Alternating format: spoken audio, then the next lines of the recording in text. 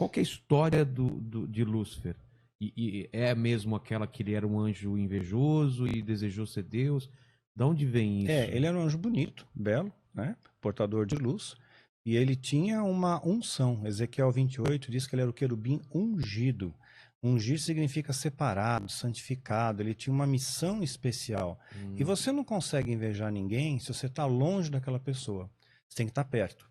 Quando você está perto, você inveja. Então ele está perto de Deus, ele tinha uma proximidade com Deus, ele começa a invejar. E ele quis ser Deus. É o que fala em Isaías. Subirei acima das mais altas nuvens e serei semelhante ao Altíssimo. Ele queria ser como Deus. Ao querer ser como Deus, ele é expulso. Porém, ele conseguiu arrastar a terça parte dos anjos com ele. Aí nós vemos que o poder de persuasão de Satanás, que o Satanás vem de Satã, do hebraico Satã, que é o opositor, o adversário, e o diabo vem de diabolos, do grego, né, que significa aquele que traz divisão. Ele então, Lúcifer se torna o opositor. Só que ele arrastou a terça parte dos anjos com ele. Quer dizer, o que ele falou para os anjos? Quer dizer, qual foi o argumento? Porque ele conseguiu persuadir de uma maneira assim extraordinária, porque anjos que têm uma capacidade mental de 100%, a gente usa 10% do cérebro, né? O anjo usa tudo, né? E de repente ele conseguiu enganar. Então o poder de persuasão dele é algo incrível. Imagina o que ele não faz com os homens, né? Afastados de Deus, que ele não faz, o estrago que ele não faz com os homens, né?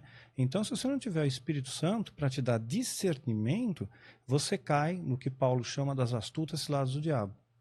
Cai nessas armadilhas, né? Então, foi desenvolvido a partir desses anjos caídos, esses demônios, eles começaram a fazer uma série de coisas. Gênesis 6 diz que vendo os filhos de Deus, que as filhas dos homens eram formosas, tomaram para si mulheres as que mais lhe agradaram. Então, nós vamos ver uma coisa curiosa aqui, né? Anjos caídos copulando com mulheres terrenas, elas tendo filhos e nascendo gigantes, os Néfilins, né? É o que fala na continuação do Quilaim, o Néfilim, Então, os gigantes. E esses gigantes continuaram na história mesmo depois da Era Diluviana. Né? Então nós temos aí o que é chamado Eles não foram mortos no dilúvio? No dilúvio, sim. Mas continuaram fazendo a mesma coisa. O ritual continua. Eles continuaram, é chamado de precedente bíblico. Porque pós-dilúvio, nós vamos encontrar, por exemplo, o gigante Golias. Golias é pós-dilúvio.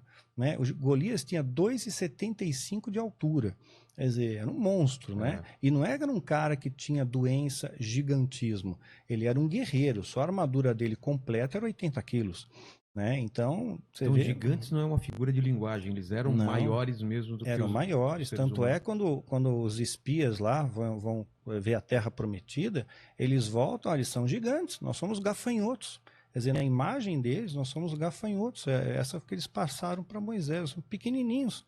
Os caras são muito grandes, como é que a gente vai pegar esses caras? Então isso leva a gente a crer que os anjos têm uma estatura maior do que os seres humanos também. Tem uma estatura maior que o ser humano. Agora, o curioso é eles gerarem filhos em seres humanos. O demônio se multiplica? Não, então. Pois é, não pode se multiplicar. Né? Porque eu lembro que teve uma ocasião, numa libertação, não foi na Neuza, tá? Foi em outra, né? Que manifestou um demônio, né? E estavam falando em nome de Jesus e o demônio não ia embora. Aí falaram, não, esse demônio não adianta você explicar para ele quem é Jesus, é um demônio filhote. Né? Você vai ter que primeiro explicar quem é Jesus para depois ele se ligar e ir embora. Né? Isso não existe, né? Isso é piada, né? Até. Então, o que acontece? Já ouviu falar de súcubos e íncubos? Já. Então, os súcubos é a materialização demoníaca na forma feminina e íncubos a materialização demoníaca na forma masculina. Isso eu falo no meu livro Rastro do Oculto. E também tem 2 vídeos no meu canal, A História do Diabo e o Diabo na História. Também explica lá.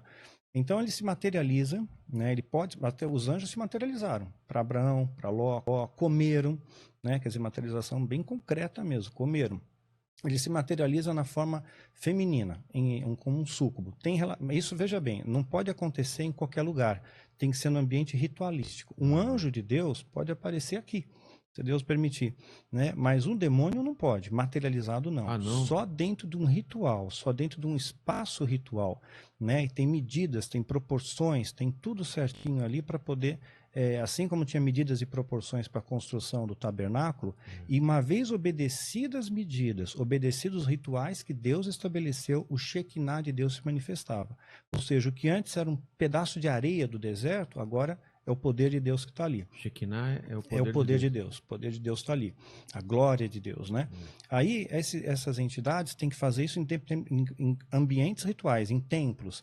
Na época seriam os igurates ou os etemenanques, né? Que era muito comum na Mesopotâmia. Então, eles pegam... Deixa eu tomar uma água aqui. Eles pegam, se materializam na forma feminina, súcubo, tem relação com o homem, recolhe o sêmen, né? Aí ele se materializa na forma masculina, íncubo, né? E vai incubar. Ele vai fazer uma incubação. E aí ele injeta aquele sêmen.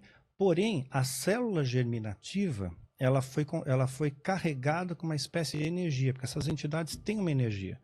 Né? Na falta de uma palavra mais adequada, vou usar energia mesmo. Né? Então imagina que a energia atômica ela pode causar mutação na pessoa. Né? Em animais e até em árvores. Né? Então uma mulher grávida não pode tirar um raio-x, pode comprometer a formação do feto. Então essa energia radioativa pode comprometer, pode deformar o nosso DNA. Então, essa energia dessas entidades, quando eles transportam a célula germinativa, eles corrompem isso e aí vai nascer uma anomalia. Né? Não vai nascer um bebê normal, vai nascer os gigantes. Que a Bíblia diz que eram varões de grande renome, pelos feitos que eles faziam e tudo mais. Né? Então, são alguns feitiços de alta magia que já remontam desde a época da Mesopotâmia. Né? Isso é antigo, os sumérios tinham, os acádios tinham, os egípcios, os astecas, incas, maias, né? Machu Picchu. Isso está pelo mundo inteiro. Os caras chamavam de semideus.